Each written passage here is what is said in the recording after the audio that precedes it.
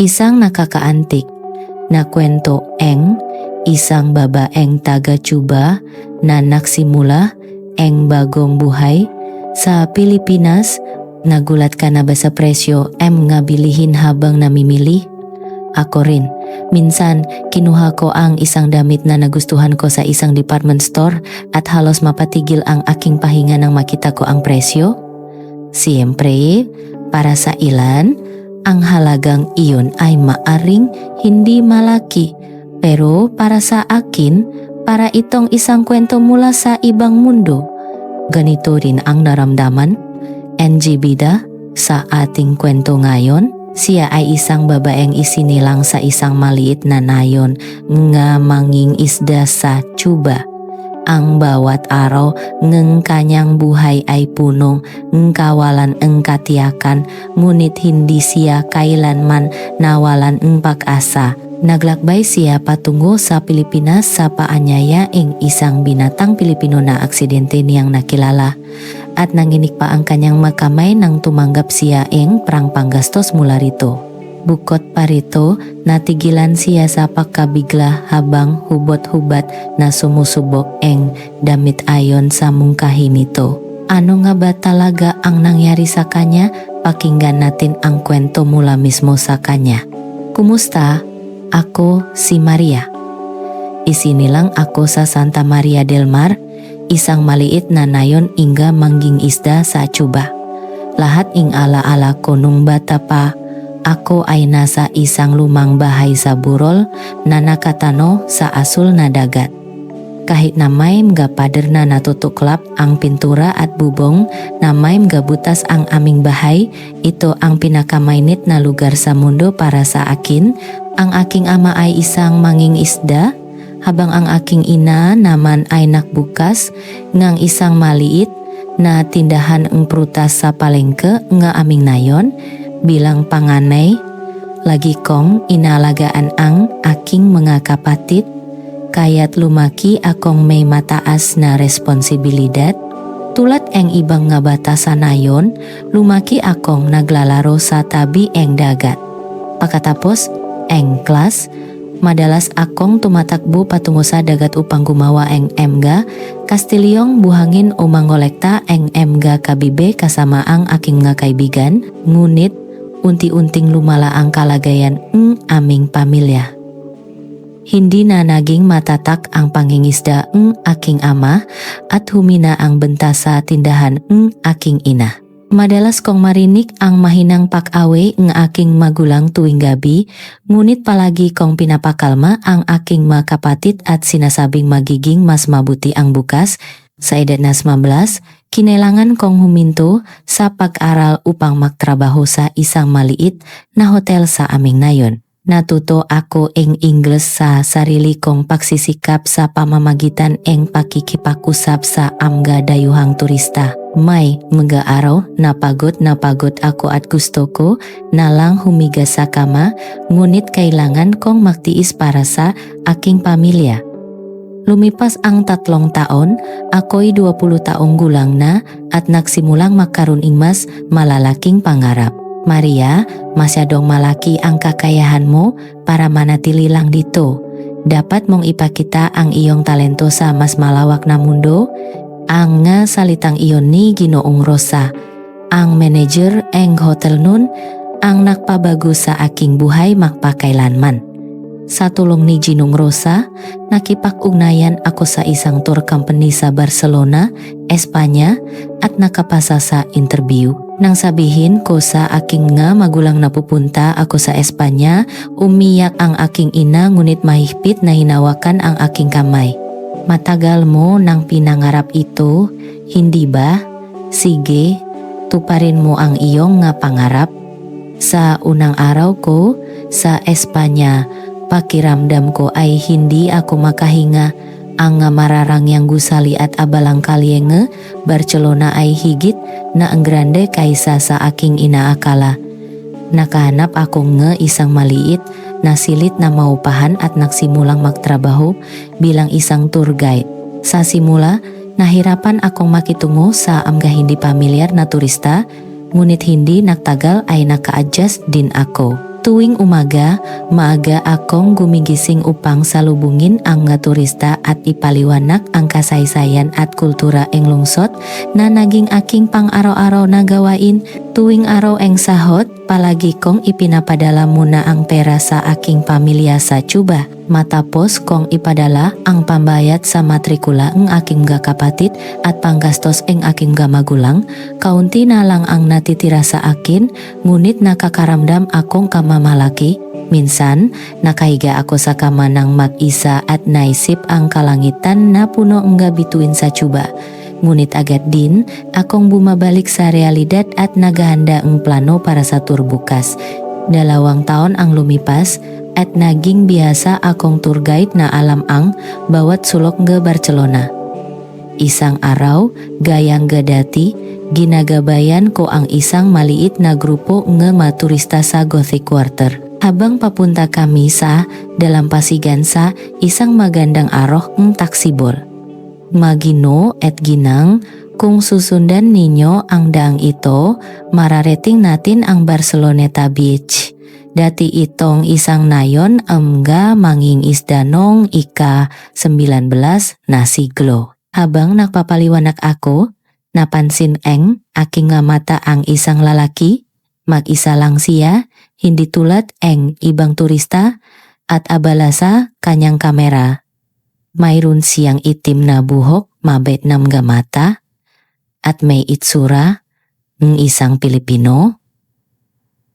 Bigla, nakita ko ang isang grupo ng kilalang mandurukot na papalapit sa kanya. Pinahintay ko sandali ang aking grupo at mabilis na tumakbo palapit sa lalaki. Sa kabutihang palad, nahawakan ko ang kanyang braso at nadala siya sa isang ligtas na lugar bago pa man makakilos ang mandurukot. Ayos ka lang ba? Pinupuntirya ka nga batang iyon. Lumingon siya sa akin na may pagtataka at pumuntong hininga ng may ginhawa. Salamat, hindi ko namalayan. Bagamat hindi siya gaanong matata sa Espanyol, napakahusay naman niya sa Ingles. Ipinakilala niya ang kanyang sarili bilang si Paulo at sinabing galing siya sa Pilipinas. Isa siyang travel photographer at naghahanap ng tagong lugar sa Barcelona. Kailangan ko nang bumalik sa aking grupo, kaya't iniabot ko sa kanya ang aking business card at nagpaalam. Nang gabing iyon, tumawag ang hotel sa akin at sinabing hinahanap ako ni Paolo. Kinaumagahan, nang makita kami sa aming takbuhan, mas masigla ang kanyang ngiti kaysa kahapon. Mananatili pa ako sa Barcelona ng ilang panahon. Maari ka bang maging personal tour guide ko? Babayaran kita ang doble sa iyong karaniwang singil. Sa totoo lang, pumayag ako nung una dahil lamang sa pera. Double ang aking sahod, sino ba naman ang tatanggi? Kaya't nagbakasyon ako sa trabaho at sinimulan ang 2 linggo kasama siya.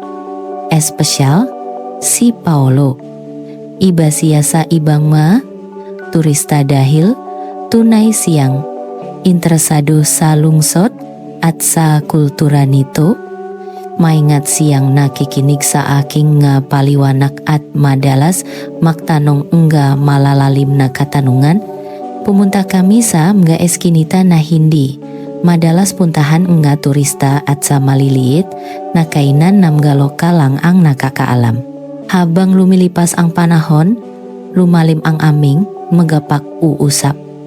Mula sa mga kwento tungkol sa lungsod hanggang sa mga kwento ang aming buhay at mga pangarap.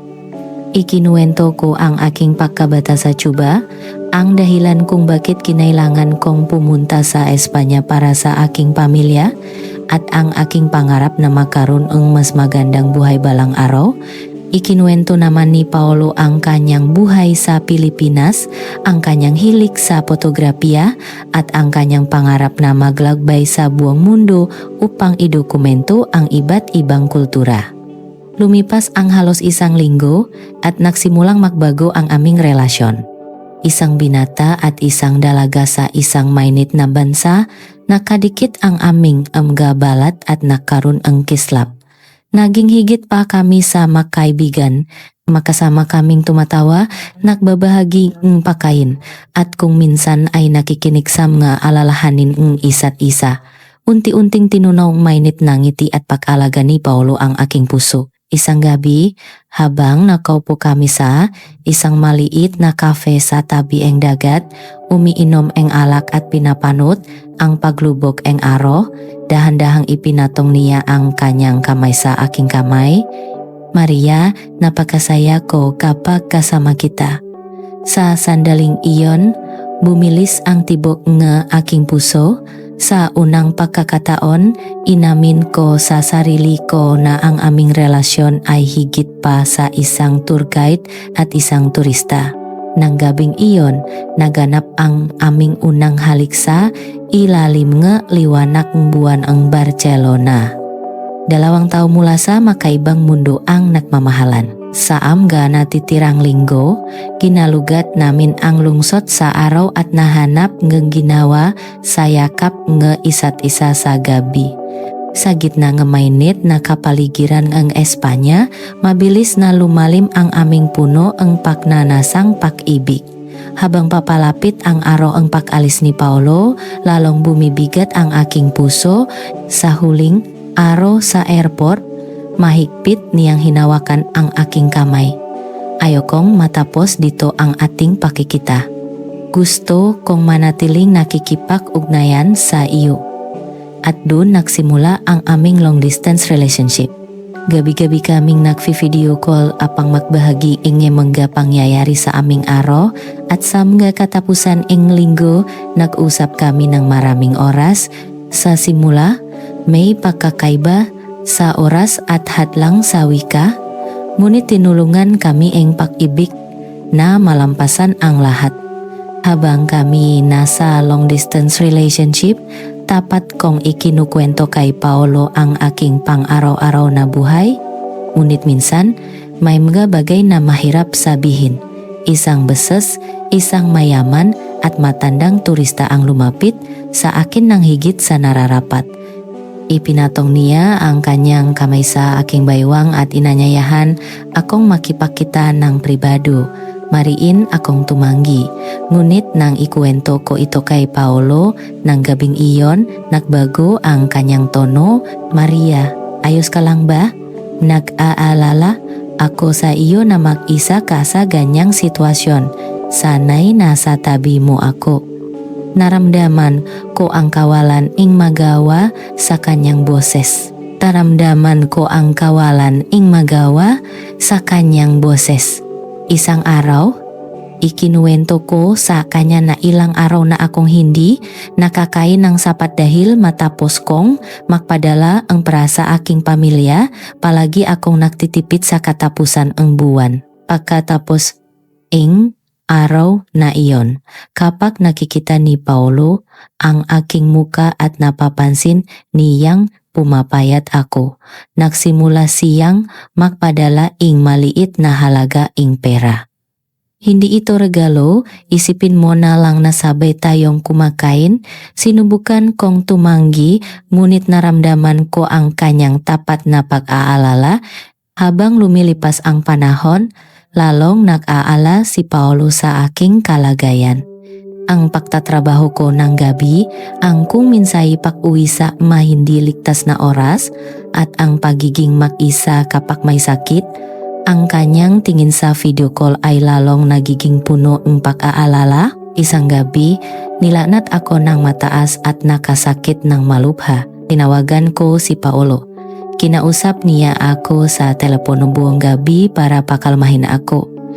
Ngunit pagkatapos kong ibaba ang telepono, napayak ako nang makita ko ang text na ipinadala niya. Ang hirap ganitong makalayo tayo, wala ako sa tabi mo kapag may sakit ka, hindi kita maprotektahan kapag nasa panganib ka, dapat makasama tayo, Maria. Nang mabasa ko ang mensaheng iyon, ganun din ang naramdaman ko. Ngunit may mga praktikal na problema pa rin kailangang harapin. Pagkatapos ang araw na iyon, mas madalas nang banggitin ni Paulo ang Pilipinas at nagsimula siyang bumuo ang mas konkretong larawan ang aming hinaharap. Tuwing gabi pakatapos ang aming usapan, binubuksan ko ang bintana at tinitingnan ang bituin. Ang isipin lang na nasa ilalim kami ang isang langit ay nagbibigay na ang init sa aking puso. Nagbabahagi kami ang maliliit na bagay sa aming pang-araw-araw na buhay, mula sa amga taong nakikilala namin, sa pagkain kinakain namin, hanggang sa amga damdaming nararamdaman namin. Habang lumilipas ang panahon, lalong lumalim ang aming relasyon at ang katotohanang makalayo kami ay lalong nagiging mahirap tiisin.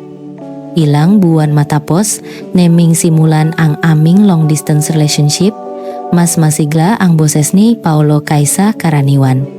Iba ang kanyang tingin sa video call, tila may mahalaga siyang sasabihin. Maria, sa tingin ko, oras na para magkita tayo.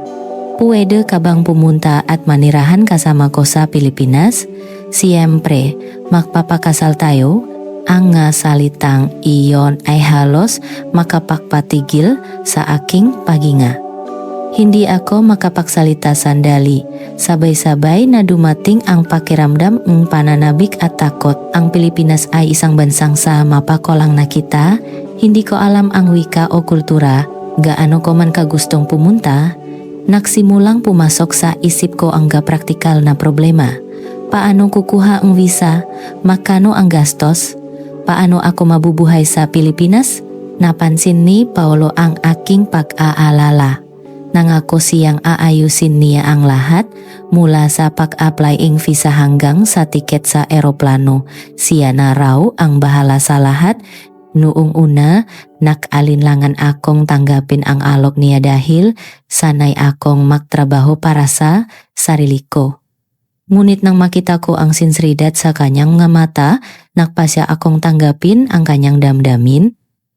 Sa mga sumunod na linggo, profesional na inayos ni Paulo ang lahat ng dokumento, mula sa mga kinakailangang papeles, mula sa embahada ng Espanya, visa para makapasok sa Pilipinas at tiket sa eroplano. Minsan tinatanong ko siya kung masyado na siyang gumagastos, ngunit tumatawa lang siya at sinasabing ito ay isang puhunan para sa aming kinabukasan. Ang kanyang kumpiyansa ay nagsimulang magbigay sa akin ng kumpiyansa rin. Nang sabihin ko sa aking pamilya na pupunta ako sa Pilipinas, makahalo ang kanilang reaksyon.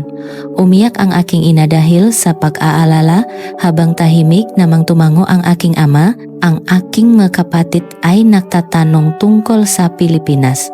Ngunit sa huli, sinabi nga aking nga magulang, kung masaya ka, iyon ang pinakamahalaga. Sundin mo ang iyong puso. Ang salitang iyon ay nagbigay sa akin ang lakas ng loob.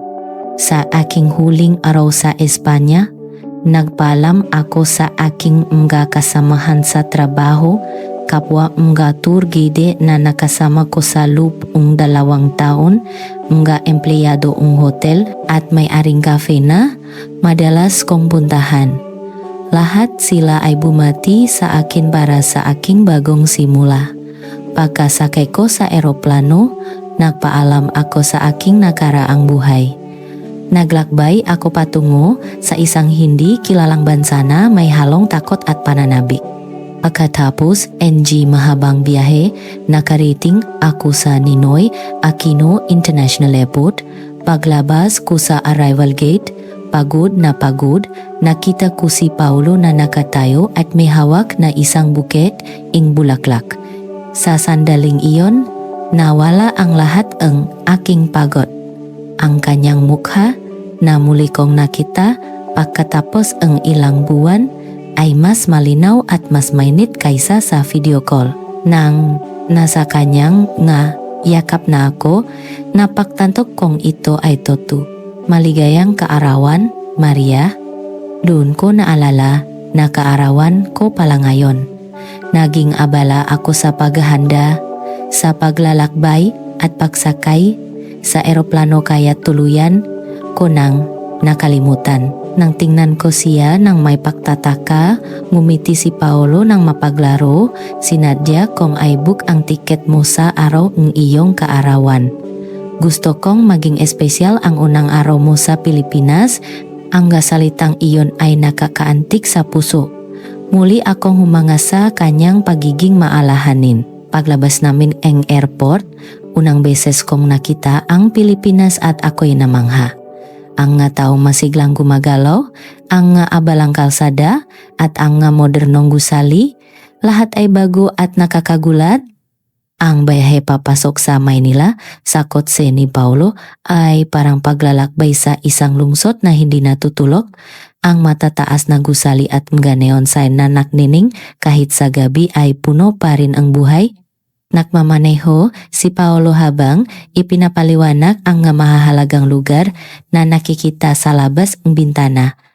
Ako naman ay abala sa pag-absorb ng bagong mundong ito ng may pagkamangha. Ang kondo ni Paulo sa Bonifacio Global City BGC ay mas maluwak at moderno kaysa sa aking inaakala. Ang maayos na sala, malawak na kusina at ang tanawin ang gabi ang Maynila mula sa bintana. Dinala ako ni Paulo sa silid-tulugan at tinulungan akong ilagay ang aking nga bagahe. Alam niyang pagod ako sa mabang bayahe, kaya't nahanda siya ang simpleng hapunan. Kahit na ito ay isang lasa na hindi ko pa natitikman, ito ay isang mainit at nakakaginhawang pagkain. Pagkatapos ang hapunan, naupo kami sa sofa at nag-usap. Ipinaliwanag ni Paulo ang plano para bukas. Sinabi niya na sa simula, hayaan ko munang masanay ako sa buhay sa Pilipinas bago unti-unting mahanap ang trabaho. Nagpasalamat ako sa kanyang pag-aalala, ngunit sa loob-loob ko, hindi ako komportable na umasa sa kanya sa pinansyal. Kinaumagahan, naghahanda si Paulo para pumasok sa trabaho. Nahanda ako ng simpleng almusal para sa kanya. Kahit hindi pakaing Pilipino, nahanda ako ng Spanish style na toast at prutas. Kumain si Paulo ng may gana at nagpasalamat. Mamayang tanghali, kumain ka sa labas at magkape ka sa malapit. Sigurado akong pagod ka kahapon, kaya magpahinga ka lang ngayong araw. Sabi niya habang kumukuha ang ilang libong pisong papel mula sa kanyang pitaka at iniabot sa akin. Tinanggap ko ito ng walang pag-alinlangan, ngunit nang makita ko ang halaga, nagulat ako. Nang kalkulahin ko, katumbas ito ng isang buwang sahot ko sa Cuba. At ito ay para lang sa tanghalian at kape sa loob ng isang araw. Sobra naman ito, sabi ko. Umiling lang si Paulo at tumawa. Gamitin mo lang, kung kulang pa, bibigyan kita ulit. Natural na sinabi niya iyon, ngunit para sa akin, ito ay isang nakakagulat na halaga. Pagkaalis ni Paulo, matagal akong nakaupo at nakatitik sa pera. Hindi ako makapaniwala na ang isang tao ay maaring gumastos ng ganito kalaking halaga para sa tanghalian sa Cuba. Ang halagang ito ay kayang bumuhay sa buong pamilya sa loob ng isang buwan. Naglakas loob akong lumabas. Habang nililibot ko ang paligid eng Chondo, nakita kong lahat ay masigla at puno eng buhay. Tiningnan ko ang iba't ibang tindahan at pumasok sa isang convenience store. Muli akong nagulat nang makita ko ang presyo. Ang isang bote ng tubig ay katumbas ang pagkain para sa isang buong araw sa Cuba. Ngunit dahil sa kuryosidad, nagpatuloy ako sa pagtingin-tingin. Nang oras na ang tanghalian, pumasok ako sa isang kalapit na restauran. Matagal kong tiningnan ang menu at nag-isip ng malalim. Lahat ang letra ay hindi pamilyar at ang presyo ay napakataas. Pagkatapos ang tanghalian, pumasok ako sa isang kalapit na cafe at umorder ng Amerikano. Naupo ako sa tabi ang bintana, pinagmamasdan ang kalsada at nag-isip. Lahat dito ay iba sa mundong kinagisnan ko. Ang nga damit ng tao, ang hugis nga gusali, ang sigla ng kalsada, at higit sa lahat, ang halaga ng pamumuhay. Nagsimula akong mag-alala kung makaka-adjust ba ako dito. Kinahapunan, nakatanggap akong text mula kay Paulo. sinabi niyang susunduin niya ako pakatapos trabaho para bilhan ako regalo para sa aking kaarawan. Sinabi kong hindi na kailangan, ngunit nagpumilit siya. Nang makita kami sa aming takbuhan, mukhang pagod si Paolo, ngunit nang makita niya ako, ngumiti siya ng buong sigla. Anong uri ang damit ang gusto mo? Ngayong nandito ka na sa Pilipinas, kailangan mo nga bagong damit, sabi niya habang dinadala ako sa isang malaking mall. Ang maningning na ilaw, ang marangyang kapaligiran at ang napakaraming nga branded na tindahan. Natulala ako at hindi makapagsalita. Tiningnan ni Paolo ang ilang tindahan at huminto sa isang partikular na brand. Maganda ang nga damit dito, subukan mong pumili. Maingat akong tumingin sa mga damit. Lahat ay mukhang marangya at maganda. Pumili si Paolo ng ilang damit at iniabot sa akin. Pumasok ako sa fitting room para subukan ang nga damit. Ngunit habang mahuhubat na ako, napansin nga aking nga mata ang price tag. Nang makita ko ang nga numero, nanginig ang nga kamay ko, ito ay halaga na kailangan kong pagtrabahuhan nga ilang buwan sa tsuba para kitain. Muntik na akong lumabas ang fitting room nang hubot-hubat nang hindi na mamalayan. Nakamalay ako, isinabit pabalik ang nga damit at lumabas ang fitting room. Nagtanong si Paolo na may umaasang mukha. Bakit? Hindi mo ba nagustuhan ang nga damit? Hindi ko po kayang tanggapin. Masyadong mahal. Ang nga salita ko ay tila nagpagulat kay Paolo sandali, ngunit hindi nagtagal ay ngumiti siya ng malumanay. Ayos lang iyan, piliin mo lang ang gusto mo. Ito ang regalo ko sa kaarawan mo, para kay Maria na iniwan, ang lahat para makapunta sa akin dito sa Pilipinas. Ang salitang iyon ay nagpaluha sa akin, hindi lang dahil sa presyo ang damit, kundi dahil sa sandaling iyon, napagtanto ko kung gaano kalayo ang mundong pinanggalingan ko sa mundong kinalalagyan ko ngayon. Napansin ni Paolo ang ngaluhang namumuo sa aking nga mata. Tahimik niyang hinawakan ang aking kamay. Mahirap ba? Lahat ay hindi pamilyar. Ang kanyang maunawang salita ang naging dahilan para hindi ko na mapigilan ang aking ngaluha. Umagos ang ngaluha sa aking gapisking. Tahimik akong niyakap ni Paolo at sa kanyang ngabisik, pansamantala kong naipsan ang lahat nga aking kalituhan at takot. Umalis kami sa mall at naupo sa isang tahimik na kafe. Uminom ako ng mainit na tsaa at dahan-dahang kumalma. Ang buhay sa Pilipinas nakasisimula pa lang ay isang bagong pakikipagsapalaran na puno ng pag-asa at takot. Ngunit maswerte ako dahil kasama ko si Paolo. Ang kanyang mainit na haplos ay nagparamdam sa akin ang kaligtasan. Nakaupo ako sa tapat ni Paolo sa tabi ng bintana ng cafe. Hawak ang aking engga kamay ang isang mainit na tasa ng latte at sinimulan kong ikwento ang laman ng aking puso. Mula sa aking pagkabata sa Tsuba, ang aking pamilya na laging nag-aalala sa pagkain sa bawat araw hanggang sa dahilan kung bakit kinailangan kong magtrabaho bilang tour guide sa Espanya. Ikinwento ko ang panahong kailangan kong magtiis para mabuhay. At ngayon, tapat kong inamin ang takot at kalituhan na nararamdaman ko sa hindi pamilyar na lupaing ito. Napakakaiba dito, lahat ay mabilis, magulo at mahal. Minsan, pakiramdam ko ay hindi ako makahinga, hindi ko alam kung paano ako makikibagay dito. Maingat na pinakinggan ni Paolo ang aking kwento hanggang sa matapos. Ang kanyang nga mata ay hindi puno ing paghuhusga kundi ing pag-unawa at init. Nang matapos akong magsalita, nag-isip siya sandali at nagpasyang magsalita. Maria, nandito ka ngayon gamit ang isang student visa. Sa simula, kailangan mo munang mag-aral ang Filipino. Ipapa-enroll kita sa isang language school sa loob ng 6 na buwan. Kapag nakuha mo na ang sertipiko, maaari ka nang magtrabaho ng part-time. Tutulungan kita sa lahat. Ang kanyang nga salita ay nagbigay sa akin nga pag-asa, ngunit kasabay nito ay nag-alala rin ako.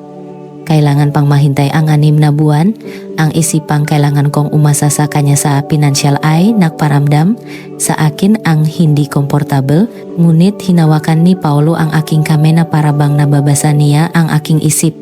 Ito ang batas dito. Kung magtatrabaho ka ng ilegal at mahuli ka, maari kang ipadeport. Sa ngayon, mag-focus ka muna sa pag-aral ng Filipino. Pansamantala, manatili ka sa akin. Ako na ang bahala sa lahat ng iyong pangangailangan.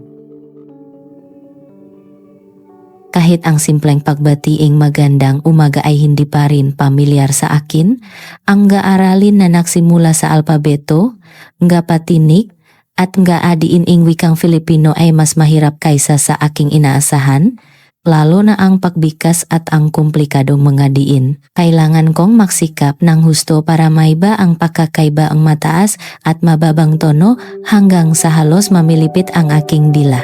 Tuwing gabi, tinutulungan ako ni Paulo sa pag-aral ang Filipino. Gumagawa kami amga flashcard at nagsasanay ang simpleng pag-usap. Isang araw, sinubukan kong umorder ng pagkain sa wikang Filipino na natutunan ko sa unang pagkakataon. Isa pong adobo, sabi ko na may nanginginig na boses. Ngunit nang maintindihan ako, staff at ngumiti. Ang pakiramdam, tagumpay ay hindi may paliwanag sa salita. Nang makita ni Paulo ang aking tagumpay, natuwa siya na parang bata. Lumipas ang 3 buwan at nakapagsalita na akong pang araw-araw na Filipino sa isang antas, ngunit ang pagsusulit para makuha ang sertipiko ay isang malaking hadlang pa rin. Kailangan kong mag-aral hanggang gabi. Minsan, umiyak ako sa pagkadismaya. Ngunit sa walang sawang pagpapalakas ang loob ni Paulo at sa aking determinasyon, sa wakas ay nakapasa ako. Pwede ka nang magtrabaho ngayon? Ang galing mo, Maria. Pagkatapos ang 6 na buwan sa language school, agad akong tinulungan ni Paulo na mahanda sa paghahanap ng trabaho. Tinulungan niya ako sa bawat hakbang mula sa paghahanda ng dokumento hanggang sa pagpunta sa Bureau of Immigration. Nang sa wakas ay makakuha ako ng permiso para magtrabaho ang part-time, hindi may paliwanag ang aking kaligayahan. Sa panahong iyon, narinig kong nahanap ng waiter ang isang Spanish restaurant ng kaibigan ni Paulo mula sa kolehiyo. Ito ay isang marangyang Spanish restaurant sa gitna ng BGC. Dahil may kumpiyansa na akong makakapagtrabaho ng legal, pumunta ako para sa interview. Sa araw ng interview, isinuot ko ang bagong damit na binili ni Paulo at pumunta sa restauran ng may pananabik. Ang loop ng restauran ay pinalamutian ng istilong nagpapakita ng kapaligiran ng Espanya. Naramdaman ko ang isang kakaibang pagiging pamilyar. Ang may-ari ng restauran ay malugot akong binati, gaya ng sinabi ni Paulo. Ang interview ay naging mas komportable kaysa sa inaasahan ko. Narinig kong nagtrabaho ka bilang tour guide sa Espanya. Tama ba? Sinusubukan ing eming restaurant na mag-alok ing tunay na pagkaing Espanyol. Maganda siguro kung may kuwento mo sa mga customer ang tungkol sa pagkain. Ang nga, salita ng may-ari ay nagbigay sa akin nga. Ito ang larangang sanay ako sa interview. Masigasig kong ikinuwento ang kultura, ang pagkain ng bawat rehiyon sa Espanya at ang nga lokal na karanasan ko. Bukod parito, ipinaliwanag ko rin ang pagkakaiba ng pagkain Cuban at Espanyol.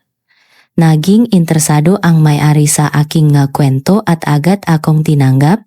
Pwede ka na bang magsimula bukas? Sa simula, magsimula ka muna sa simpleng pagsaserve. At unti-unti, ikaw na ang magpapaliwanag tungkol sa pagkain. Sa unang araw ng trabaho, puno ako ng pananabik at kaba.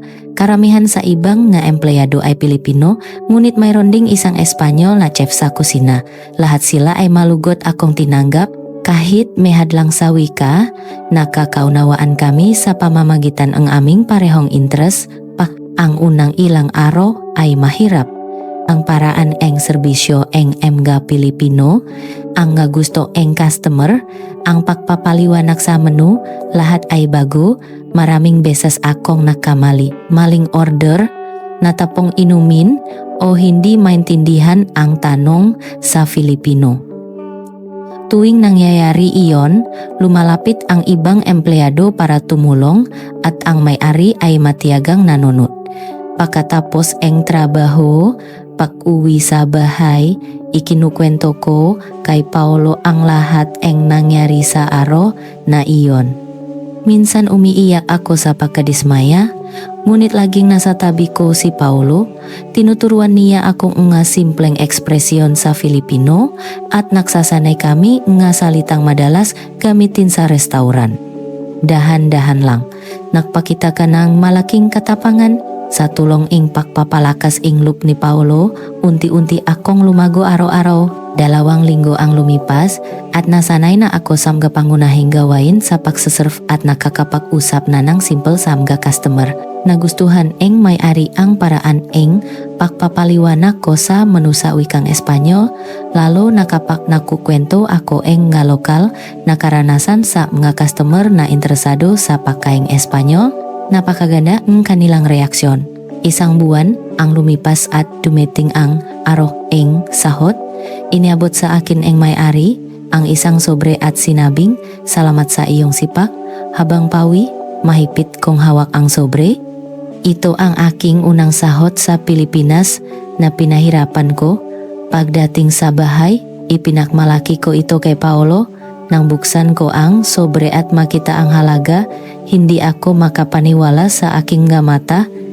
Ito ay halagang kailangan kong pagtrabahuhan ang kalahating taon sa coba para kitain. Nanginginig ang dulo ang aking manggadaliri, nakita ni Paulo ang aking reaksyon at ngumiti. Congratulations! Iyan ang kapalit eng iyong pagsisikap. Sa sandaling iyon may nagbago sa akin. Sumibol ang kumpiyansa na kaya ko rin.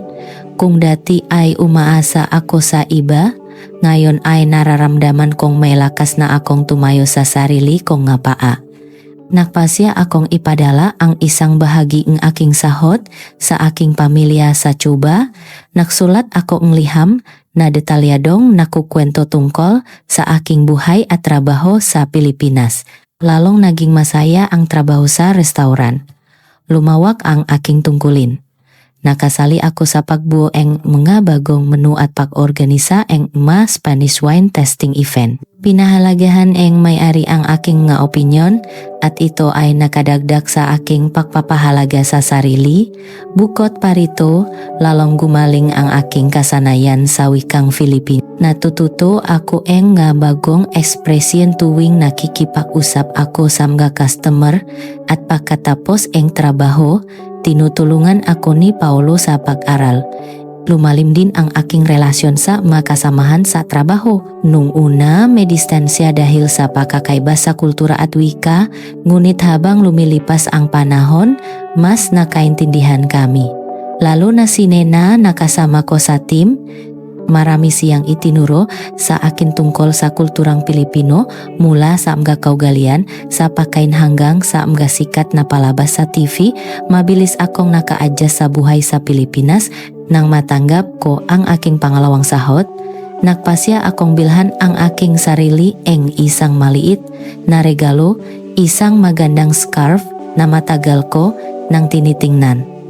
Dati, ito ay isang presyo na hindi ko kayang isipin, ngunit ngayon hindi ako makapaniwala na kaya ko itong bilhin gamit ang sarili kong pinahirapan.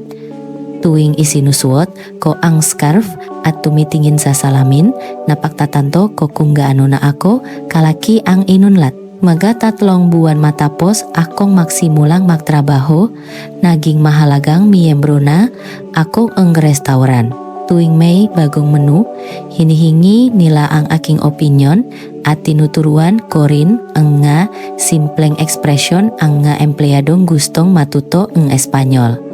Ang takot at kalituhan na naramdaman ko nung una akong dumating sa Pilipinas ay napalitan na ngayon eng kumpiyansa at pakiramdam eng pagiging kabilang. isang gabi dinalani Paulo ang kanyang ngakasamahan sa trabaho sa restauran. Nang makita niya akong nagpapaliwanag eng memo at nagre-rekomenda eng ala, nang may kumpiyansa sa harap nila, kumislap ang nga mata ni Paulo sa pagmamalaki.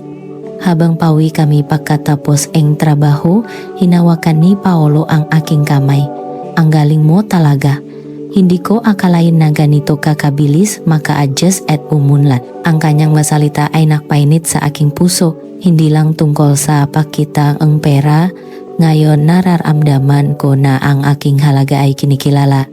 Pakiramdam ko ay isa na akong malayang tao na kayang tumayo sa sarili kong nga paa, hindi na isang taong kailangang umasa sa iba. Kahit na nagsimula ako sa tulong niya, ngayon ay sumusulong ako gamit ang sarili kong lakas hakbang-hakbang. Minsan, nag-video call ako sa aking pamilya sa Cuba at ikinukwento ang aking buhay sa Pilipinas. Ang aking ina na dating nag-aalala ay panatak na ngayong nakikita ang aking masayang mukha. Ang aking kapatid ay nagtatanong tungkol sa kulturang Pilipino ng may kuriusidad at ipinagmamalaki ko itong sinasagot. Unti-unti, nakakapagpadala na akong mas malaking halaga sa kanila. Ate, para ka ng totoong Pilipino. Natatawa ako sa biro ng aking kapatid, ngunit may katotohanan din doon. Ngayon, hinahanap ko ang balanse sa pagitan ng dalawang kultura. Mayroon pa rin akong ugat sa Cuba, ngunit namumulaklak ako sa bagong lupain na tinatawag na Pilipinas. Isang araw eng taksibol, ilang buwan matapos akong magsimulang magtrabaho sa Pilipinas, inanyayahan ako ni Paulo na mag-date sa isang parke sa tabiang Manila Bay. Habang naglalakad kami sa tabi eng dagat kung saan malamig ang simoy eng hangin, mas tahimik siya kaysa karaniwan. Tila may malalim siyang iniisip. Matagal kaming naglakad ng tahimik at pagkatapos ay naupo kami sa isang bench na kitang-kita ang dagat. Kinuha ni Paulo ang isang maliit na kahon mula sa kanyang bulsa. Sa sandaling iyon, bumilis ang tibok ng aking puso. May ideya akong pumasok sa aking isip, ngunit hindi ako sigurado. Nang buksan niya ang kahon, mayroong isang maliit ngunit magandang singsing na may diamante. Maria, pakakasalan mo ba ako? Ito ay isang simpleng tanong, ngunit malalim ang kahulugan sa likod nito. Tiningnan ko ang kanyang seryosong mga mata at ang gaalaang nakaraan ay biglang bumalik sa aking isipan na parang isang pelikula. Ang aming unang pakikita sa Espanya, ang pangungulila sa panahon ng aming long distance relationship, ang bagong simula sa Pilipinas at ngayon ang pangako ang habang buhay. Hinawakan ko ang kanyang kamay at tahimik na tumango. Gusto kong magpakasal sa iyo. Ang aking sagot ay nagdulot ng isang maningning na ngiti sa kanyang mukha. Isinuot niya ang singsing sa aking daliri at mahigpit kaming nagyakapan. Sa sandaling tumama ang papalubok na sikat ng araw sa ibabaw ng tubig, napagtanto kong hindi ito isang panaginip kundi isang katotohanan. Ako, na dating kailangang magtiis para mabuhay at suportahan ang aking nga magulang at kapatid, ngayon ay nararamdaman ko na ang tunay na kahulugan ng mabuhay. Habang pauwi, pinag-usapan namin ang aming nga plano para sa hinaharap. Nakasundo kaming makaroon ng isang simple ngunit mainit na kasal. Ang pag-imbita sa aking pamilya mula sa Cuba ay mahirap dahil sa gastos at visa, ngunit nakasundo kaming maghahanda para makasali sila sa pamamagitan ng video call. Kailangan din naming maghanda para formal na makilala ang magulang ni Paulo. Sa sumunod na katapusan eng linggo, bumisita kami sa bahay eng mga magulang ni Paulo. Kinakabahan ako dahil ito ang aming unang pagkikita, ngunit mas malugot akong tinanggap nga magulang ni Paulo kaysa sa inaasahan ko. Lalo na ang kanyang ina, mahigpit niyang hinawakan ang aking kamay at sinalubong ako, "Anak, mahal kang anak ko." Mula ngayon ituring mo na itong bahay mo at maging comfortable ka. Ang nga, salitang iyon ay nagbigay sa akin ng ginhawa at pasasalamat. Ang maranasan ang init ng isang pamilya sa ibang bansa ay isang espesyal na karanasan. Nang ibalita namin ang tungkol sa aming kasal habang nanananghalian, natuwa ang nga magulang ni Paolo at bumati.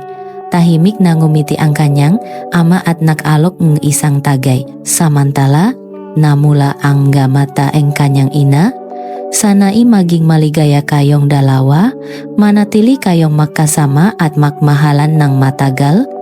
Ang gabing iyon, tinawag ako ng ina ni Paolo sa kusina at tinuruan kung paano magluto ng pagkaing Pilipino.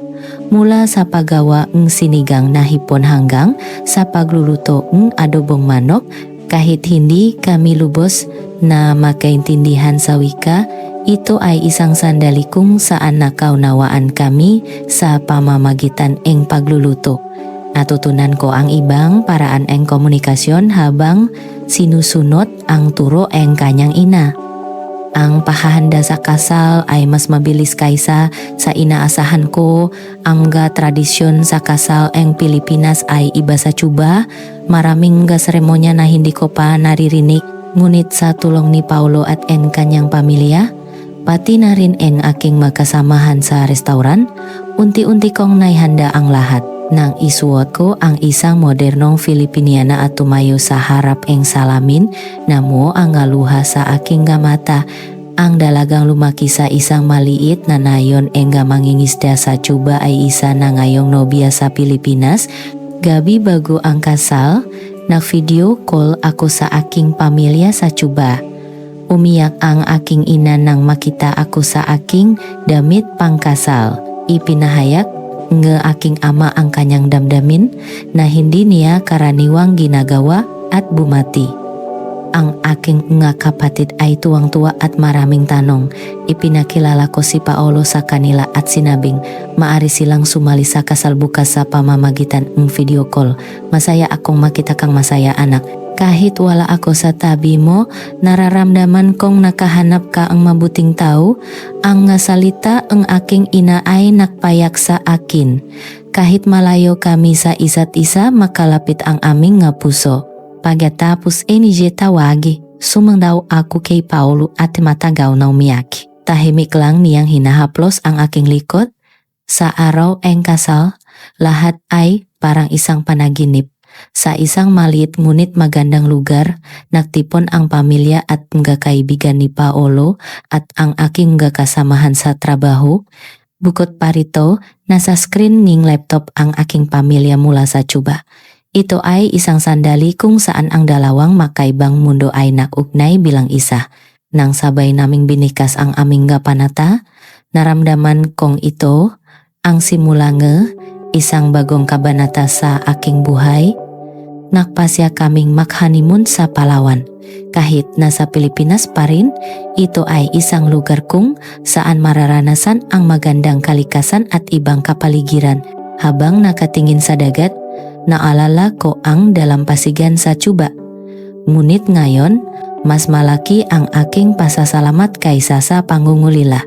Ang tanawin mula sa itaas ng burol habang naglalakad kami ni Paolo ay parang pagtanaw sa isang bagong abot tanaw sa aking buhay. Pagkatapos ng kasal, nanatili kami sa Condo sa BGC. Patuloy akong nagtrabaho sa restauran at si Paolo naman ay malapit nang mapromote sa kanyang kumpanya. Nagsimulang maging maayos ang aming bagong pang-araw-araw na buhay. Sabay kaming gumigising sa umaga, umiinom ng kape at pumapasok sa aming nga trabaho. At sa gabi, nagbabahagi kami nga kwento tungkol sa aming araw. Ito ay mga simpleng araw, ngunit masaya. Bawat linggo, bumibisita ang nga magulang ni Paolo at tinuturuan ako nga kultura at pagkaing Pilipino. Lalo na ang kanyang ina, interesado siya sa aking pag-aaral nga pagluluto. maingat ni yang itinuturo sa akin ang lahat mula sa paggawa ang sausawan hanggang sa pagluluto ang tinolang manok.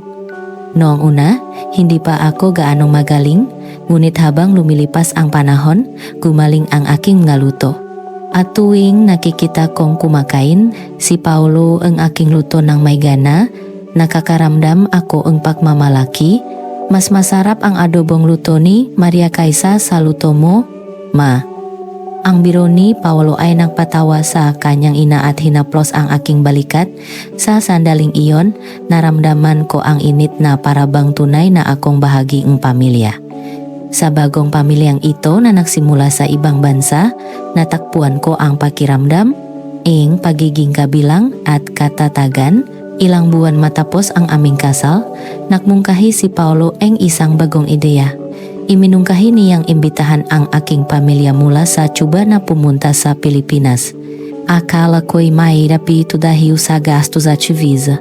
Ngunit nakakalapit na pala si Paulo ay nigameraming impormasyon. Ang proseso ang pakuha ang visa para sa amga Cuban papasok sa Pilipinas, ang kinakailangang dokumento at ang tinatayang gastos, ang kanyang pagiging maalahanin ay muling nakpahanga sa akin. Sa tingin ko, maganda kung mararanasan din ang pamilya mo ang Pilipinas. At gusto ko rin silang makilala ng personal.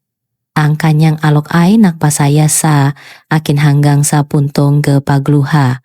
Nang ibalita ko ito sa aking pamilya sa Cuba para silang hindi makapaniwala, lalo na ang aking nga kapatid. Tuwang-tuwa sila at araw-araw na nagtatanong tungkol sa Pilipinas.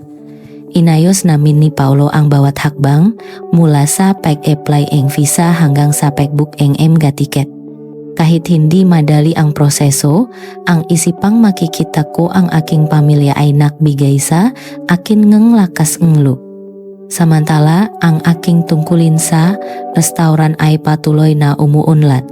Ngayon, nakakasali na ako sa pagbuo ng menu at pag-organisa ng wine tasting event. Ang aking kasanayan sa wikang Filipino ay gumaling ng husto kaya't nakakapag-usap na ako sa mga customer ng mas natural. Inalok ako ang may-ari ang posisyon bilang manager at tumaas ang aking sahod kasama ang mas malaking responsibilidad. Ngayon, kahit hindi kasing laki ang kay Paulo, isa na akong miyembro ang kapamilya na may pagmamalaking kita. Tuwing natatanggap ko ang aking sahod, laging sinasabi ni Paulo, gamitin mo ang prangkinita mo para gawin ang gusto mo. Hindi mo kailangang magtipid. Ang salitang iyon ay nagbigay sa akin ng malaking kalayaan.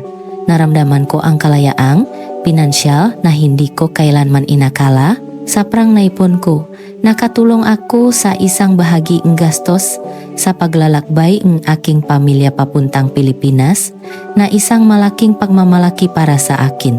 Ang araw, ang pagdating, ang aking pamilya mula sa Cuba ay isang napaka-espesyal na araw. Nang sunduin ko sila sa airport, agad na umiyak ang aking ina nang makita ako. Ito ay isang muling pakikita pagkatapos ang maraming taon. Niyakap ako ng mahigpit ng aking ama at mga kapatid at malugod na binati si Paulo. Habang pawi, ang imahe ng Maynila na nakikita sa kanilang nga mata ay puno ng pagkamangha katulad ang naramdaman ko noong una akong dumating. Sa ikalawang araw ng kanilang pagbisita, dinala ko ang aking mga kapatid sa isang shopping district sa sentro ng lungsod. Gusto kong bilhan sila ang gamit-gamit ang perang inihanda ko mula sa aking ganaw ng sahod. Pagpasok sa mall, nanlaki ang mata ang aking kapatid. Pumili sila ang magagandang damit at ang masayang ngiti sa kanilang mukha ay isang kaligayahang walang kapantay. Ngunit, nakbago ang itsura ng aking bunsong kapatid paglabas niya ng fitting room. Nakita ko siyang ibabalik na sana ang damit pagkatapos makita ang presyo. Sa sandaling iyon, nakita ko ang aking sarili sa kanya. Ang ala-ala eng araw na una akong dumating sa Pilipinas at nagulat sa presyo eng damit na pinili ni Paolo ay malinaw na bumalik. Ayos lang, ako ang bahala ngayon. Piliin mo lang kung ano ang gusto mo. Ang salita ko ay nakpagulat sa aking kapatid, ngunit hindi nagtagal ay ngumiti siya ng buong sigla. Nang makita ko ang ex ng iyon, pakiramdam ko ay may nabuo sa aking puso. Nagawa kong ibahagi ang cultural shock at pagkakaiba sa ekonomiya na naramdaman ko sa Pilipinas sa isang positibong paraan sa aking pamilya. Ang katotohanang may babahagi ko ang pagmamahal at oportunidad na natanggap ko sa iba ay nakparamdam sa akin ng labis na kagalakan. Ako na dating umaasa sa iba ay naging isang taong kayang magbigaying kaligayahan sa iba gamit ang sarili kong lakas. Sa arujing pagalis NG, iking pamilya, matagal kaming nagyakapan sa airport. Kahit malungkot ang paghiwalay, ngayon ay panatak na sila dahil nakita nilang masaya ang aking pamumuhay. Hinawakan ng aking ina ang aking kamay at bumulong, ipinagmamalaki kita, anak. Ngayon, natakbuhan mo na talaga ang iyong sariling buhay. Ang nga salitang iyon ay nananatiling umaalinggongaw sa aking puso. Habang papaalis kami sa airport, inakbayan ako ni Paolo. Tahimik kaming naglakad, ngunit sa katahimikan na iyon, maraming kwento ang nakatago. Minsan, kapag naisip ko ang panahon sa Cuba, naalala ko ang aking sarili na nakatayo lang sa fitting room pagkatapos makita ang presyo. Noon, hindi ko alam na ang sandaling iyon ay magiging simula ang pagbabago sa aking buhay. Ngayon, makakaroon na kami ang anak dito. Dito sa lugar na puno ang angga posibilidad at pag-asa, hindi sa Cuba kung saan ako lumaki. Ikukwento ko pa sa inyo ang aking angga karanasan sa susunod. Salamat sa pakikinig hanggang sa dulo.